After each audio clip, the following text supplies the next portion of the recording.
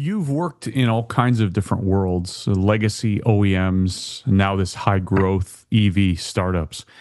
Is there anything that you had to unlearn when you came to Rivian relative to your past? And I guess Um, where does the startup culture clash most with traditional yeah, automotive culture? yeah. I think it's speed and in some cases a bit unstructured, but that speed and daring to change course or change decisions or going super fast in trying and try fast and fail fast. Fail fast. I think that's the yeah. I think that's the big difference. Where does your past with legacy OEMs, where does it complement what you're doing now?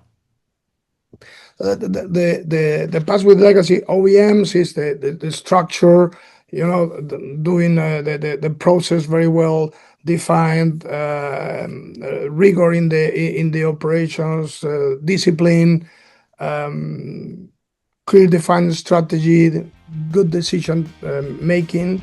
So those are elements that can complement. But as I said just before, the speed and sometimes daring to take some unstructured decisions with not having the whole information, but making thoughtful decisions with maybe 70% of the information, it's good.